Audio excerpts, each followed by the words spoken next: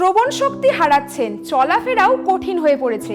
পদ্ম সম্মানের মঞ্চে অলকা ইয়াগনিককে দেখে রীতিমতো মন খারাপ অনুরাগীদের। আলোকবৃত্ত থেকে দূরে সরে রয়েছেন 2 বছর। জনপ্রিয় গায়িকা শেয়ার করলেন তার সাম্প্রতিক লড়াইয়ের কথা। তার কণ্ঠের জাদুতে মুগ্ধ হয়েছে প্রজন্মের পর প্রজন্ম। এ মেরে হামসফর থেকে আগর তুম সাথ হো বলিউডের স্বনামধন্য গায়িকা অলকা ইয়াগনিক বলিউডকে মাতিয়েছেন দশকের পর দশক ধরে, কিন্তু জীবন আজ তাকে পৌঁছে দিয়েছে এক অনন্য গন্তব্যে, যেখানে শারীরিক প্রতিবন্ধকতার সঙ্গে লড়তে হচ্ছে প্রবলভাবে। জনজীবন থেকে প্রায় বছর দুয়েক সরে থাকার পর অবশেষে বর্ষিয়ান গায়িকাকে দেখা গেল পদ্ম সম্মানের মঞ্চে। ভাইরাল হওয়া ভিডিওয় অলকাকে দেখে মন খারাপ অনুরাগীদের। 2024 সাল থেকে অলকার গানের জগৎ থেকে বিচ্ছিন্ন।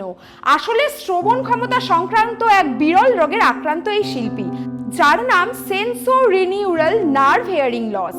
গান গাওয়া থেকেও তার দূরে থাকতে হচ্ছে। তার কণ্ঠস্বর শেষবারের মতো শোনা গিয়েছিল 2024 সালে মুক্তিপ্রাপ্ত ছবি অমর সিং চমকিলার নরম কলজাতে।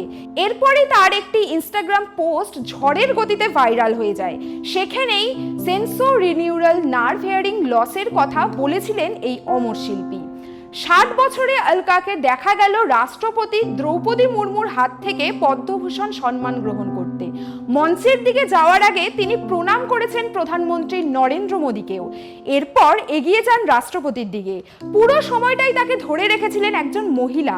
এই দৃশ্য দেখে স্বাভাবিকভাবে বিষণ্ণ তার অনুরাগীরা। পরে একটি পোস্টে নিজের কঠিন সংগ্রামের কথা জানিয়েছেন অলকা।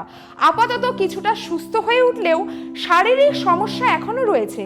তিনি লিখেছেন, গত 2 বছর ধরে আমি প্রচারের আলো ও জনসমক্ষের দূরবর্তী ছিলাম। আমার জীবনে এই যাত্রাপথের কথা খুব একটা প্রকাশে আনিনি। আপনারা অনেকেই জানেন, স্বাস্থ্য সংক্রান্ত বিষয়ে এক কঠিন সময়ের মধ্য দিয়ে যাচ্ছিলাম। এই পুরো সময়টাতেই আপনাদের ভালোবাসা, প্রার্থনা, বার্তা এবং অটুট সমর্থন প্রতিটি পদক্ষেপে আমার সঙ্গে ছিল। পদ্ম সম্মান গ্রহণের এই মুহূর্তটি তার কাছে বিশেষ তাৎপর্যপূর্ণ বলে উল্লেখ করেছেন অলকা। তিনি জানিয়েছেন, আজ আমি কেবল একটি পুরস্কার গ্রহণ করিনি, বরং অনুভব করেছি সেই লক্ষ লক্ষ মানুষের ভালোবাসা যারা আমার এই পথযাত্রায় অবিচ্ছেদ্য অংশ হয়ে আছেন। আমরা টাইমস 14 বাংলার তরফ থেকে এই শিল্পীর দ্রুত সুস্থতা কামনা করি। আজ এইটুকুই, ধন্যবাদ।